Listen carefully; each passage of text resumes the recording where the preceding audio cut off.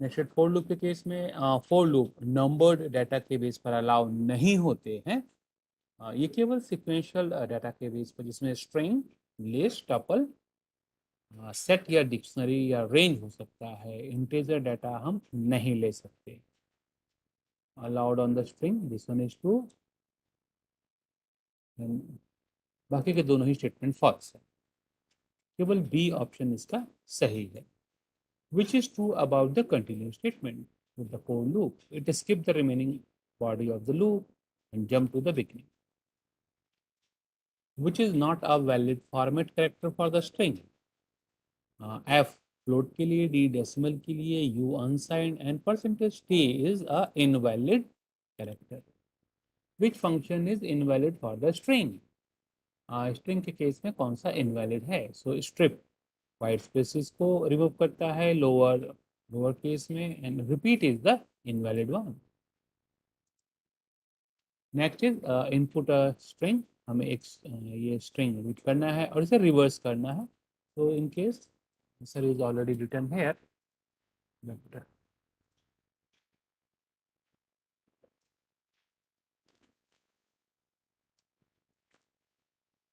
सो ये फाइल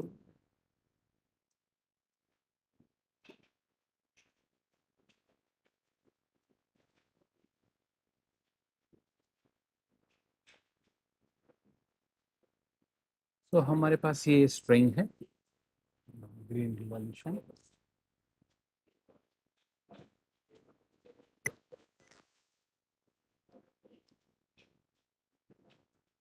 और इस स्ट्रिंग को हमें रिवर्स करना है। सो रिवर्स करने के लिए हम directly colon colon and -1 specify कर सकते हैं। तो यहाँ पर ये एंड पोजीशन से स्टार्ट होगा, मीन्स -1 से स्टार्ट होगा। You can write like this -1 भी लिखा जा सकता है कि हम -1 यानी कि लास्ट इंडेक्स से स्टार्ट करना चाहते हैं, एंड -1 डायरेक्शन में, रिवर्स डायरेक्शन में up to the first character हम मूव करना चाहते हैं। तो इसके I'm just going to change this R. R is the reverse of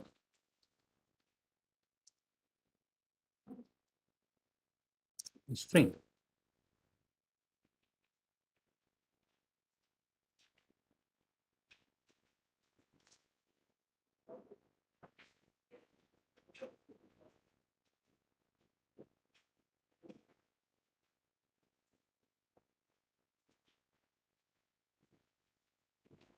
तो यहाँ पे हम देखें तो जो ग्रीन रिवॉल्यूशन है ये रिवर्स फॉर्मेट में हमारे पास आ गया। बट -1 की जगह अगर हम यहाँ पे कोई भी वैल्यू स्पेसिफाई ना करें, इन this case if you do not specify the starting index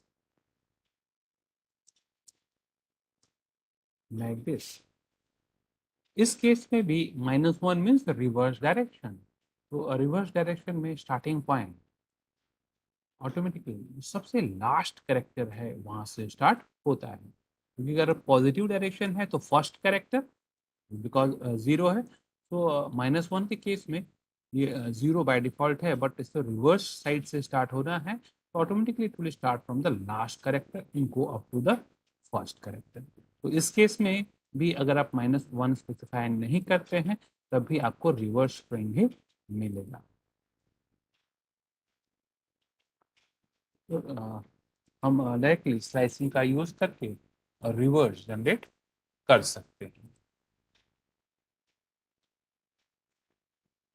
next is this. अब यहाँ पर एक ये स्ट्रिंग गिवन है और स्ट्रिंग को हम प्रिंट करना चाहते हैं। सो इसे प्रिंट करने के लिए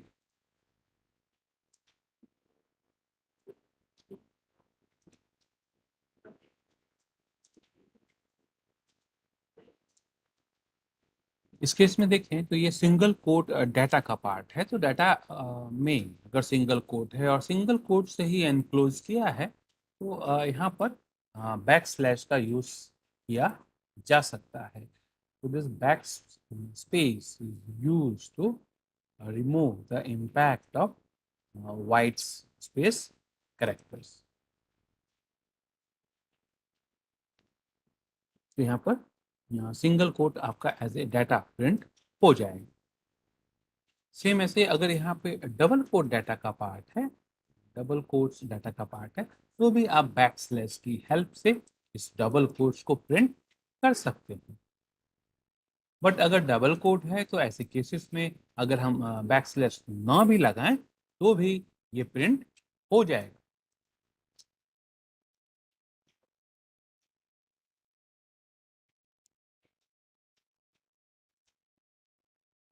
लेकिन अगर सिंगल कोट है और इसको प्रिंट करने की कोशिश करते हैं तो ये आपका स्टार्टिंग कोट्स है, ये एंडिंग कोट है। इसके लिए कोई भी क्लोजिंग कोट नहीं मिला। So in this case you will get an error message.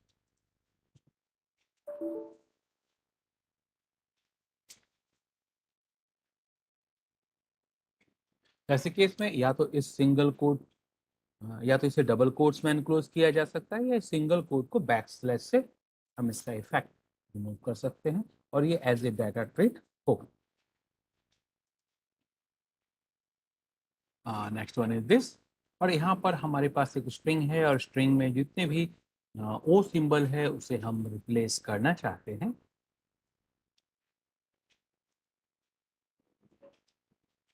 तो हम रिप्लेस फंक्शन की हेल्प ले सकते हैं। Then you can print the string.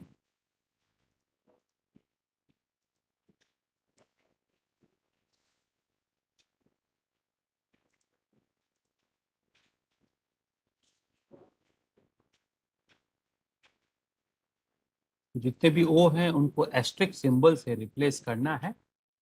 So in this case जैसे ये हमने रिप्लेस किया और रिप्लेस करने के बाद जो डाटा हमें मिल रहा है उसे इससे हमने स्ट्रिंग में स्टोर कर लिया है।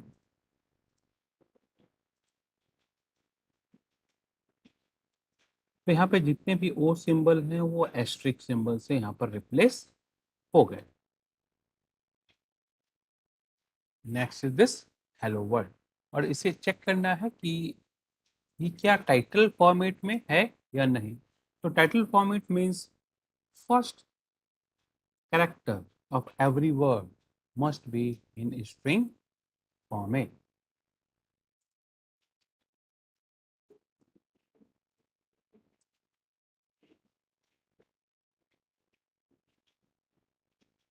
सो अगर ये टाइटल फॉर्मेट में होगा तो आपका जो रिजल्ट है वो ट्रू आएगा, अदरवाइज ये फॉल्स आएगा।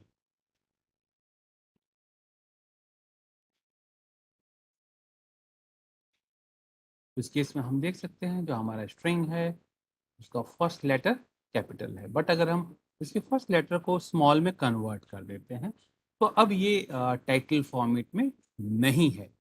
सो in this case you will get an false result.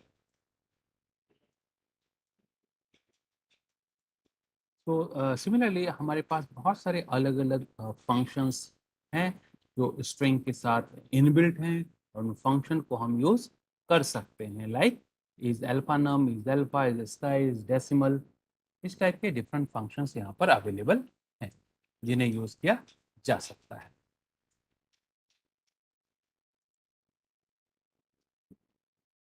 Hello sir. हम्म जैसे ये फंक्शन आप बता रहे हैं सर, तो ये सारे फंक्शन हम लोग को मिलेंगे कैसे और कैसे मुझे इसका इस्तेमाल करेंगे? ये किसी भी बुक में या नेट पे अवेलेबल है, क्योंकि बहुत सारे फंक्शन हैं तो सारे फंक्शंस को कवर अप नहीं किया जा सकता, बट इसमें फंक्शन है इसलिए मैंने ये असाइनमेंट में दिया है ताकि आप इसको एक्सप्लोर कर सकते जी सर, वही मैं पूछा था, जैसे आपने बता दिया तो हम लोग उसको देखते क्या क्या है, तो ज़्यादा तो मतलब जो नहीं आता उससे एक सामने लेके आपसे हम पूछ लेते हैं। तो किसी भी बुक ठीक है। में या वेबसाइट पर रिफर करेंगे तो सारे फंक्शंस की लिस्ट आपको मिल जाएगी। Okay sir, thank you.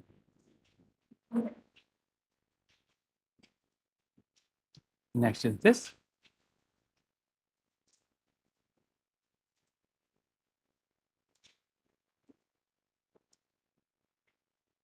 सो इस केस में ये ग्रुप डिस्कशन है और मैंने आपको बताया था जो स्ट्रिप फंक्शन का जो एक्चुअल पर्पस है वो है just to remove the white space character. But instead of a white space अगर आप कोई पर्टिकुलर करेक्टर स्पेसिफाई करते हैं और वो करेक्टर अगर लेफ्ट साइड में एग्जिस्ट करता है तो वो करेक्टर भी रिमूव हो जाता है। जैसे ग्रुप डिस्कशन में हमने लिखा है GRO, तो इस एल स्ट्रिप फंक्शन ने लेफ्ट साइड में जो GRO एग्जिस्ट करता है उसे अकॉर्डिंगली इसमें रिमूव कर दिया। सेम ऐसे अगर हम आर स्ट्रिप फंक्शन यूज करें तो आर स्ट्रिप राइट साइड के कैरेक्टर्स को रिमूव कर देता है। सो एल स्ट्रिप फंक्शन का यूज वाइट स्पेसेस को रिमूव करने के लिए या जो स्पेसिफाइड कैरेक्टर हैं उन्हें रिमूव करने के लिए यूज किया जा सकता है।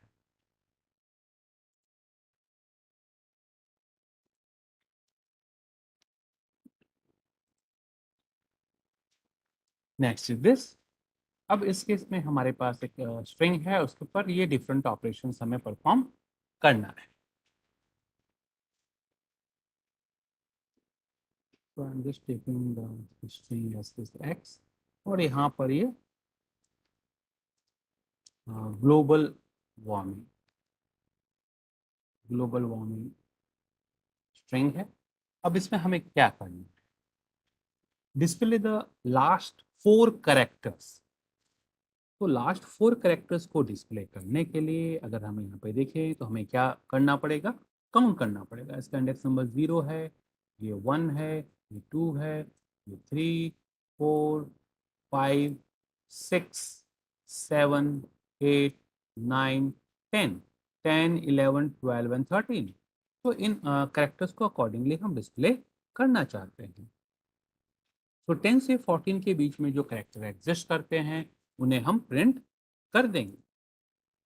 बट ये तो फिक्स है इस पर्टिकुलर स्ट्रिंग के लिए, लेकिन कोई भी स्ट्रिंग स्मॉल या लार्जर साइज का हो सकता है। तो it's not possible to count the number of character in every string. तो ऐसे केसेस में हम यहाँ पर स्पेसिफाई कर सकते हैं दैट, एक तो ये मेथड हो गया, दूसरा है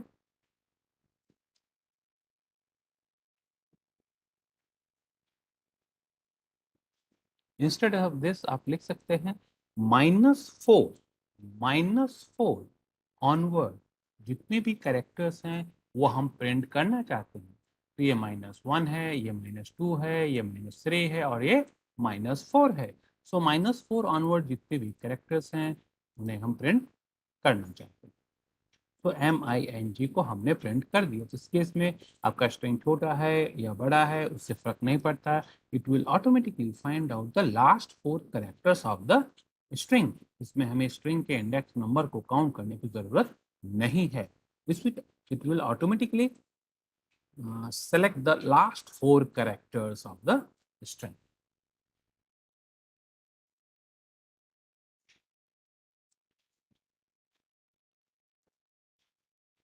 Display the substring starting from index number 4 and ending at index number 8.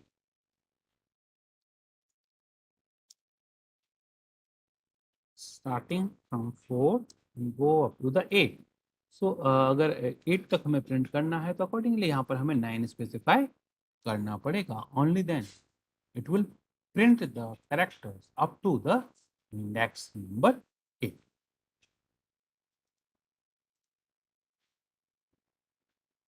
So 4, 5, 6, 7 and 8, AL and WA पूरा स्ट्रिंग आपका यहाँ पर डिस्प्ले हो गया। Next is to check whether string has a alpha numeric character और नॉट। तो ये alpha numeric characters क्या होते हैं? सपोज ये एक स्ट्रिंग है और इसमें हमने लिखा है 10। तो हम इसको चेक करते हैं क्या ये अल्फा न्यूमेरिक है या नहीं। तो is alnum is alnum alnum means alphanumeric. तो एल एंड नम मीन्स या तो अल्फाबेट या तो नंबर ही अलाउ होने चाहिए, उसके अलावा कोई भी कैरेक्टर उसमें अलाउ नहीं है। तो इन this case if I right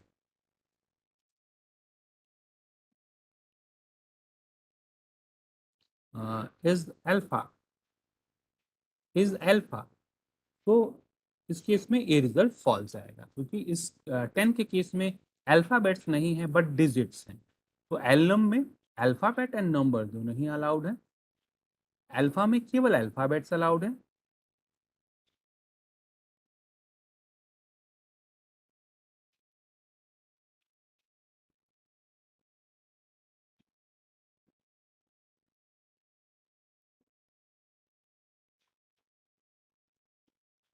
is numeric, numeric में केवल डिजिट्स अलाउड है। तो स्ट्रिंग के अंदर हम चेक कर सकते हैं कि केवल डिजिट्स यहाँ पर हैं। सेम ऐसे इस केस में हमें चेक करना है क्या ये अल्फा न्यूमेरिक है या नहीं। तो यहाँ पर हम चेक कर सकते हैं इज एलनम। तो अगर हम इस स्ट्रिंग को चेक करेंगे एलनम के केस में, तो यहाँ पर क्या आएगा, क्योंकि यहाँ पे अगर हम देखें तो केवल अल्फाबेट्स ही हैं, तो अल्फाबेट्स के केस में ट्रू आना चाहिए, बट जो रिजल्ट है वो फॉल्स आ रहा है। और इसका रीजन क्या है, इसमें अल्फाबेट के अलावा एक स्पेस है, and space is not a alphabet, that's why this elnum function is giving a false result.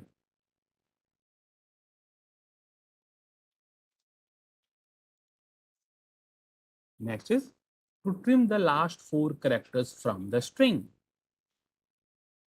Last 4 characters के अलावा बाकी का डाटा हमें प्रिंट करना है। तो इस केस में हम कैसे प्रिंट कर सकते हैं, starting from the 0 number index and go up to the m। m का इंडेक्स नंबर क्या है, 0 1 2 3 4 5 6 7 8 9। तो हमें 9 तक का डाटा प्रिंट करना है, तो अकॉर्डिंगली हम यहाँ पर 10 लिख सकते हैं। तो इन दिस केस लास्ट 4 कैरेक्टर के अलावा बाकी का जितना भी डाटा है वो आपका प्रिंट हो गया, global word. But in this case again the problem is same, I want to remove the last 4 characters, और हमें यहाँ पर कैरेक्टर को काउंट करना पड़ रहा है।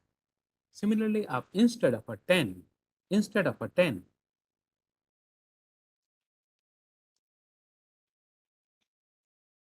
-4 स्पेसिफाई कर सकते हैं। तो -4 is the index number of +10।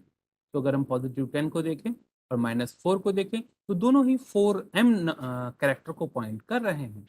तो 0 से स्टार्ट होगा and up to the -4th character, जितने भी कैरेक्टर्स हैं उसे ये डिस्प्ले कर दें। तो 10 और m दोनों ही एक ही कैरेक्टर को पॉइंट कर रहे हैं।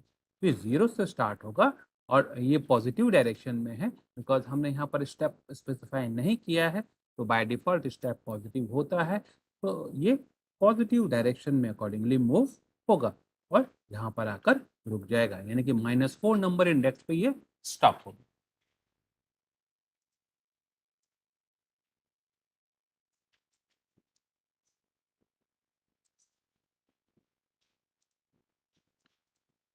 To trim the first 4 character from the string.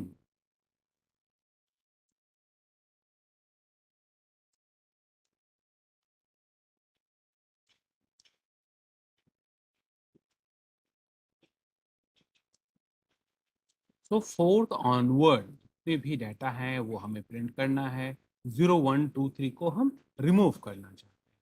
तो फर्स्ट 4 कैरेक्टर को रिमूव करके बाकी का डाटा हमने यहाँ पर एक्सट्रैक्ट कर लिया। तो 4 ऑनवर्ड जितना भी डाटा है वो हम एक्सट्रैक्ट करना चाहते हैं।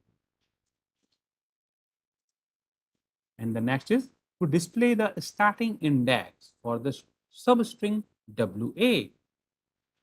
तो WA क्या इसमें एग्जिस्ट करता है, और अगर करता है तो कहाँ पे करता है। तो करता है या नहीं, उसके लिए हम WA इन X लिख सकते हैं, और ये हमें बताएगा कि WA यहाँ पर एग्जिस्ट करता है या नहीं। So in this case, you will get just true and false result, whether the WA exists in this string or not. WA यहाँ पर एग्जिस्ट करता है, तो in this case you will get the true result. But हमें ये exist करता है या नहीं करता ये चेक नहीं करना है, but I want to know the index number where this character is present. तो x dot find is WA.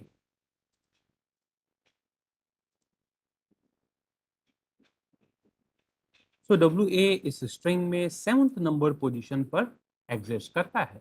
तो 0 1 2 3 4 5 6 एंड 7 7th नंबर इंडेक्स है जहां पर ये WA एग्जिस्ट करता है. Equivalent to the find, we also have one more function, that is index.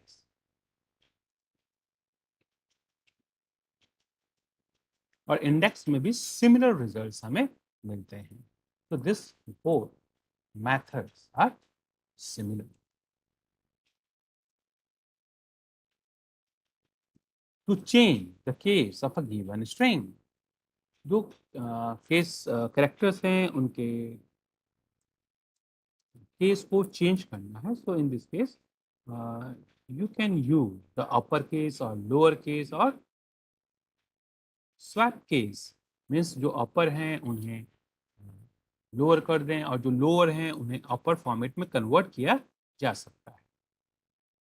So we have inverted the string. जो भी कैपिटल हैं वो स्मॉल में कन्वर्ट हो गए, जो स्मॉल में है वो अपर में कन्वर्ट हो गए.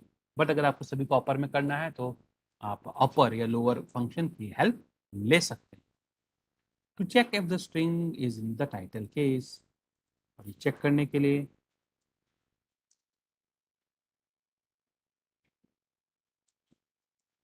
इस टाइटल फंक्शन की हेल्प ली जा सकती है. Similarly, to replace all the occurrence of a letter A in this string with asterisk symbol,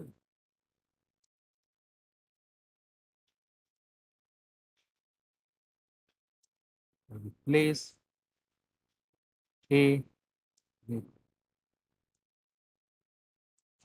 asterisk symbol.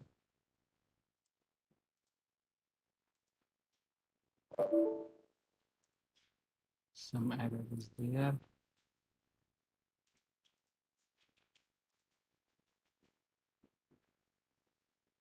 So ये टाइटल केस में है और इसमें हमने जितने भी ए हैं उसे एस्ट्रिक सिंबल से रिप्लेस कर दिया है. So this is all about the question number 4. Next is this hello question sir. number. Sir, एक डाउट था. जैसे हम लोग इंडेक्सिंग करते हैं तो इंडेक्सिंग करते समय जब जो स्ट्रिंग रहता है वो तो साथ में रहता है तो हम लोग लाइन से नंबर करते थे, लेकिन क्या स्पेस को वहां पर स्टोर करने के लिए नहीं यूज किया जाता? स्पेस को भी इंडेक्स नंबर तो मिलता ही है. तो सर वहां पर से हम ग्लोबल वाले में W लिए थे तो ग्लोबल 6 हो गया, उसके बाद स्पेस 7, फिर W आया था 8 पे, लेकिन वहाँ 7 दे रहा था, W को नहीं लिया. अच्छा हाँ, एक सेकंड. ठीक ठीक है सर. 0 से स्टार्ट होगा. 0 से इंडेक्स नंबर है. ठीक ठीक, okay sir.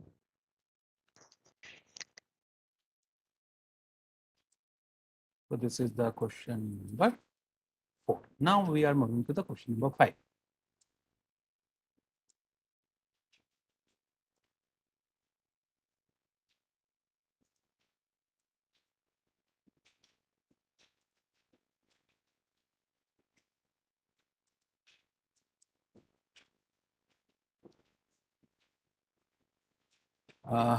In this case we have this string. अब हमारे पास ये string है और string में different patterns को हम count करना चाहते हैं. We want to count how many lower case are there, how many upper case are there, how many digits are there, how many special symbols are there.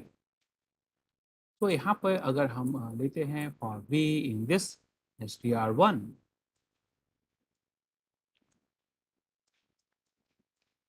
तो जितने भी characters हैं वो कैरेक्टर्स यहाँ पर 1 by 1 सीक्वेंस में display हो. अब हमें इन कैरेक्टर्स को काउंट करना है. ये कैरेक्टर क्या है? तो काउंट करने के लिए हम ले सकते हैं if this v is upper, या तो ये अपर होगा L if V is lower, L if V is digit, या तो ये digit होगा, L if, और क्या काउंट करना है, upper lower digit and others, या फिर कोई और सिंबल होगा. So we need 4 different counter variables.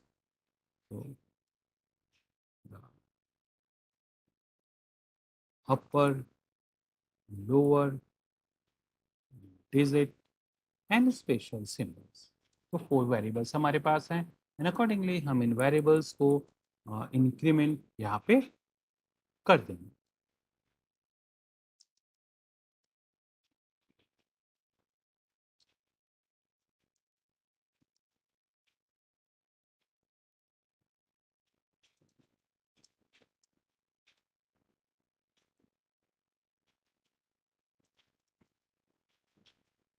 और फाइनली जब लूप ओवर हो जाएगा, हम सभी डाटा को यहाँ पर प्रिंट कर देते हैं.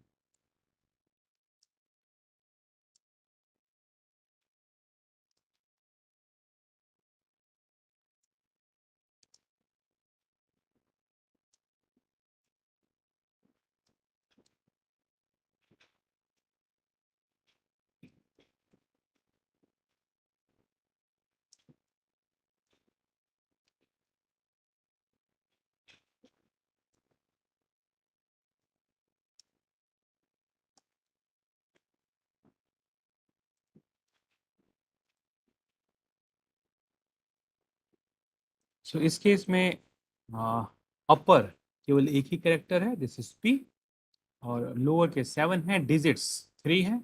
डिजिट्स को काउंट कर लेते हैं, 1 2 एंड 3, केवल 3 डिजिट्स हैं, और सिंबल्स 4 हैं. So symbol is this caret symbol @2 @#2. तो 4 सिंबल्स हैं, बाकी के सारे लोअर करेक्टर हैं. तो this is the question number 5. Next is this question number 6. Write a program to calculate the sum and average of number in the string entered in a single line. अब यहाँ पर user ने input किया है और सारा data single line में है, तो उसे कैसे प्रोसेस किया जा सकता है.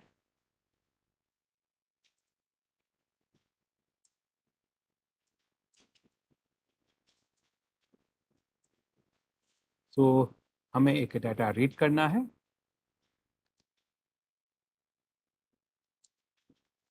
enter the number, और इस नंबर को हम प्रिंट कर देते हैं.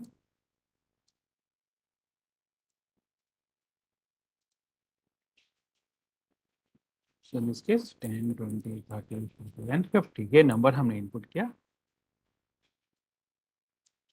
तो अकॉर्डिंगली ये डाटा हमारे पास स्ट्रिंग फॉर्मेट में आ रहा है. सो ये जो डाटा है एक सिंगल लाइन में इनपुट किया है, तो ये एक स्ट्रिंग में स्टोर्ड है, एक्स में स्टोर्ड है एज ए स्ट्रिंग. हमें इसे फ्रैगमेंट करना है. तो कल भी मैंने आपको बताया था we can use the split method, और यहाँ पे जो सेपरेटर करेक्टर है वो क्या है, स्पेस. तो हम अगर स्पेस यूज करेंगे तो सारा डाटा स्पेसिस के बेस पर सेपरेट हो जाएगा और एक लिस्ट फॉर्मेट में हमें मिल जाएगा. और इस लिस्ट के डाटा को अकॉर्डिंगली हम इंटीजर फॉर्मेट में कन्वर्ट कर सकते हैं, और कन्वर्ट करने के बाद इसके डाटा को हम सम कर सकते हैं. तो हमें यहाँ पर इसे स्प्लिट करना होगा by using this split method. और यहाँ पे जो सेपरेटर कैरेक्टर है वो स्पेस है. अब हमारे पास डाटा है और इस डाटा को अकॉर्डिंगली हम फॉर लूप में पास कर सकते हैं. सम है, sum plus integer format V. V को हमने इंटीजर में कन्वर्ट करके ऐड कर दिया, एंड फाइनली हम यहाँ पर सम को डिस्प्ले कर सकते हैं.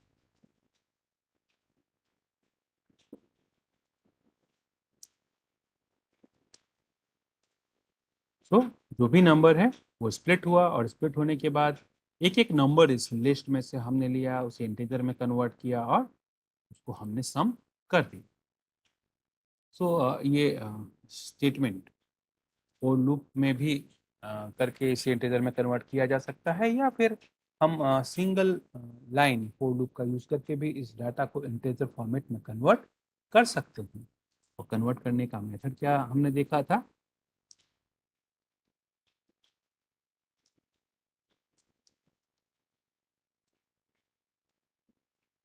तो ये सारा डाटा अकॉर्डिंगली इंटीजर फॉर्मेट में कन्वर्ट हो गया। तो ये सारा डाटा लिस्ट फॉर्मेट में हमारे पास इंटीजर फॉर्मेट में आ जाता है। तो ये x है, तो अगर हम लिखते हैं इंटीजर v और v in this x list, तो आप देख सकते हैं कि सारा डाटा इंटीजर फॉर्मेट में कन्वर्ट हो गया। तो सिंगल लाइन और फोर लूप का यूज करके आप इसे इंटीजर में कन्वर्ट कर सकते हैं। तो this is the question number 6। अगर किसी का कोई क्वेरी हो किसी भी क्वेश्चन से रिलेटेड, आप बिल्कुल उसी समय पूछें, कोई भी प्रॉब्लम नहीं है। Next is this question number 7, और इस केस में हमें क्या करना है, फ्रीक्वेंसी ऑफ द वॉवेल्स। कौन कौन से वॉवेल्स हैं और उन वॉवेल्स की फ्रीक्वेंसी क्या है। तो हमारे पास जो स्ट्रिंग है वो कौन सा है, Python is a programming language.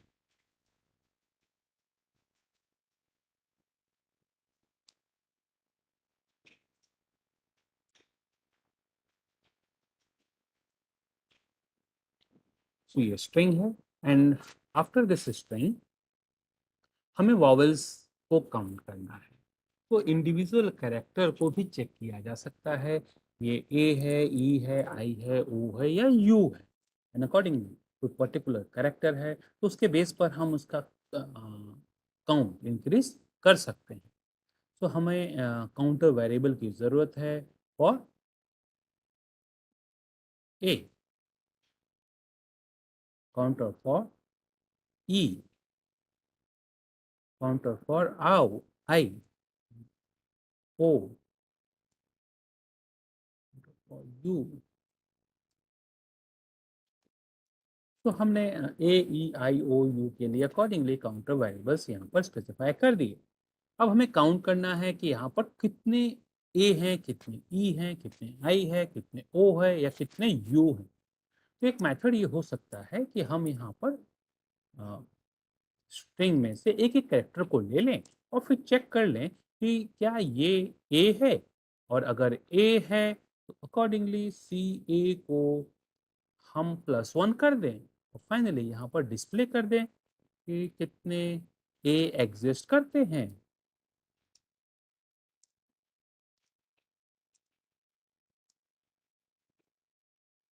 इस मेथड के थ्रू हम कर सकते हैं। तो ऐसे ही हम बाकी के कैरेक्टर्स को भी काउंट कर लेंगे।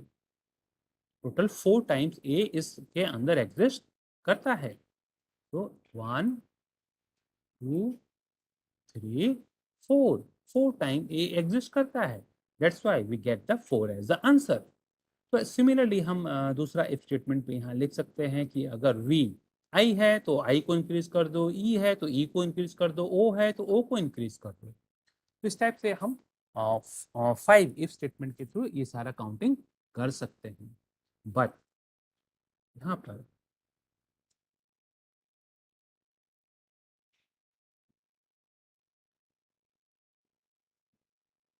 इंस्टेड ऑफ फोर हम क्या लिख सकते हैं, c a equal to this x dot count,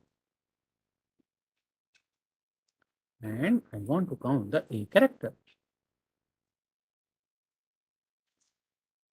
और अकॉर्डिंगली सी ए यहाँ पर डिस्प्ले हो गया। तो ए कितनी बार आया, तो काउंट फंक्शन में अकॉर्डिंगली काउंट करके हमें दे दिया। सिमिलरली हम बाकी के कैरेक्टर्स को भी काउंट कर लेते हैं।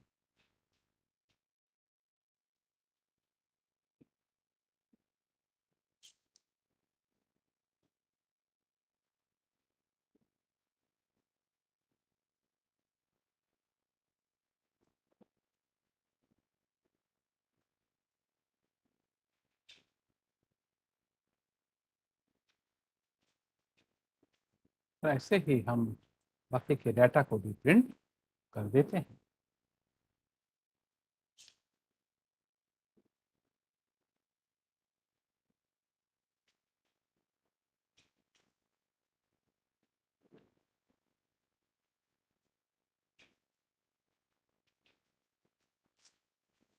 तो काउंट फंक्शन की हेल्प से हम इजीली ये काउंट कर सकते हैं। तो ये हमारे पास डिफरेंट काउंटिंग्स यहाँ पर अवेलेबल हो गए। So this is the question number 7. Next is question number 8.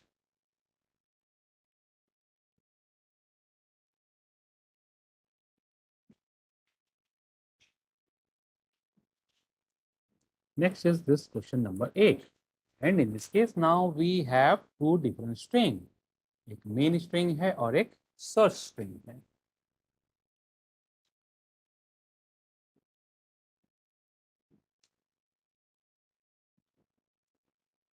In main string we have Ajay Vijay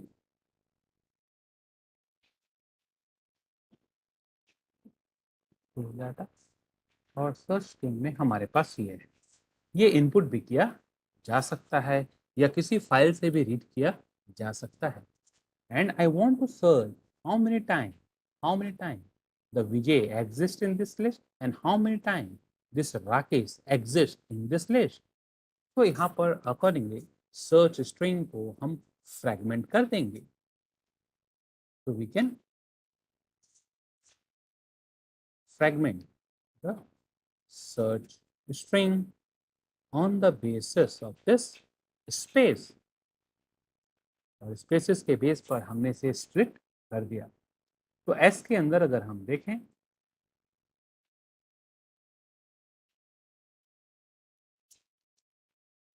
तो हमारे पास विजय और राकेश दो डिफरेंट नेम्स आ गए। अब हमें विजय को काउंट करना है और राकेश को काउंट करना है। और the key in this S is the search string जिसके अंदर विजय और राकेश एग्जिस्ट करते हैं। And the count is main string dot count.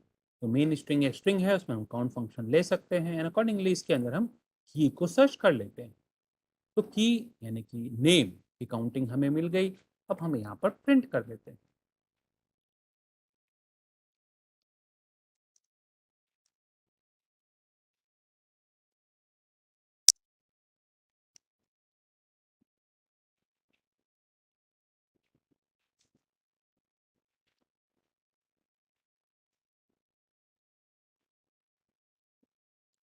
तो विजय 2 टाइम एग्जिस्ट करता है और राकेश 1 टाइम। तो जो सर्च स्ट्रिंग है जिसे हमने स्प्लिट किया इसमें विजय और राकेश है। तो विजय फर्स्ट टाइम विजय की में आएगा और की को हमने यहाँ पर सर्च कर लिया। फिर नेक्स्ट टाइम राकेश यहाँ पर आएगा और फिर राकेश को हमने यहाँ पर सर्च कर लिया। तो ये जो स्प्लिट हम कर रहे हैं इसे डायरेक्टली हम इस पोजीशन पर भी रिप्लेस कर सकते हैं।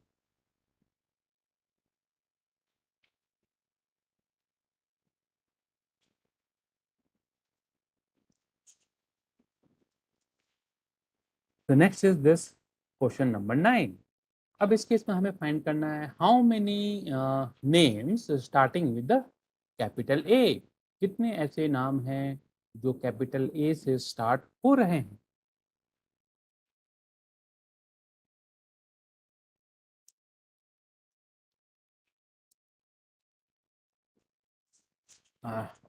In this case also we have the same list।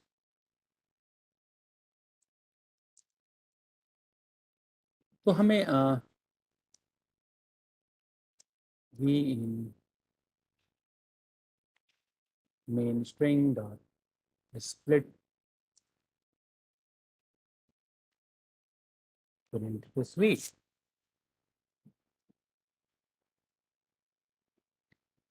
तो सारे नाम यहाँ पर डिस्प्ले हो गए। अब हमें क्या देखना है कितने नाम ऐसे हैं जो कैपिटल ए एग्जिस्ट करता है। सो अगर हम यहाँ पे लिखें if a in this we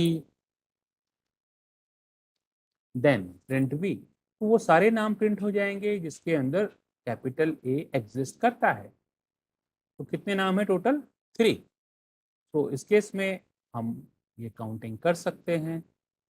हमने काउंटर वेरिएबल ले लिया और अकॉर्डिंगली उसमें 1 1 ऐड किया जा सकता है।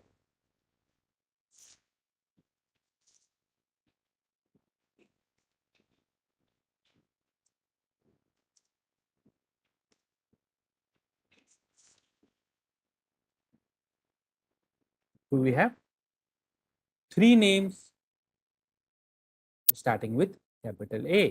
तो क्या ये आंसर सही है?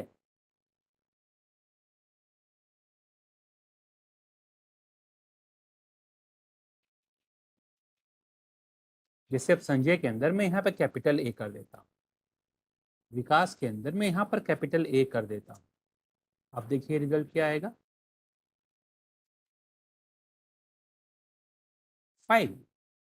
संजय में कैपिटल ए एग्जिस्ट करता है, विकास में भी कैपिटल ए एग्जिस्ट करता है, तो इसने इन नामों को भी काउंट कर लिया।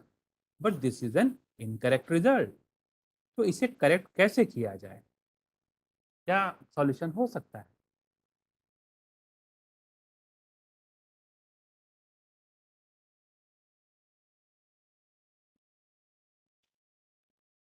What is the solution then?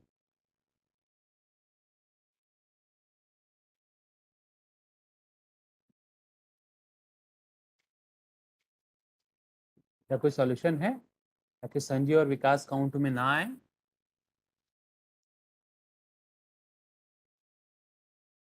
हमारा प्रोग्राम है starting with capital A, names starting with capital A.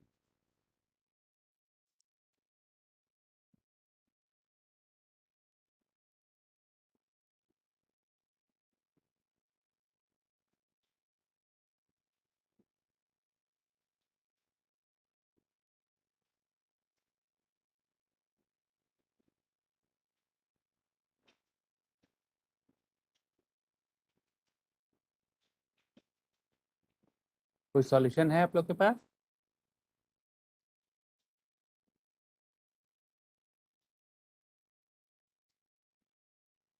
मेरी आवाज आ रही है आप लोगों तक?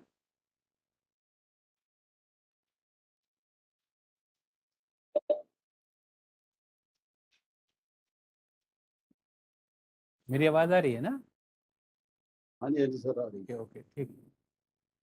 ठीक है, इस केस में क्या हो रहा है कि ये सारे नाम को चेक कर रहा है। नेम में अगर कहीं भी ए एग्जिस्ट कर रहा है उसे चेक कर रहा है, बट हमें इसको क्या चेक करना है? If a equal to the first character of the, यानी कि नेम में फर्स्ट कैरेक्टर के अगर इक्वल है तभी इसे काउंट करना है।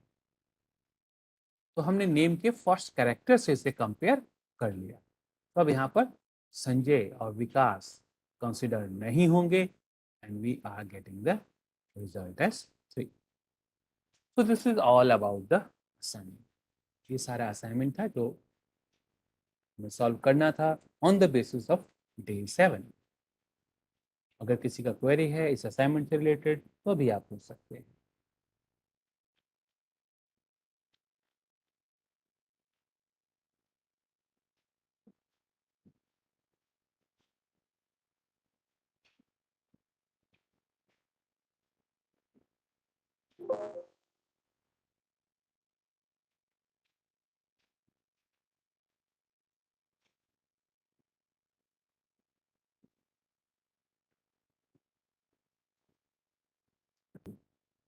नेक्स्ट फोर लूप के केस में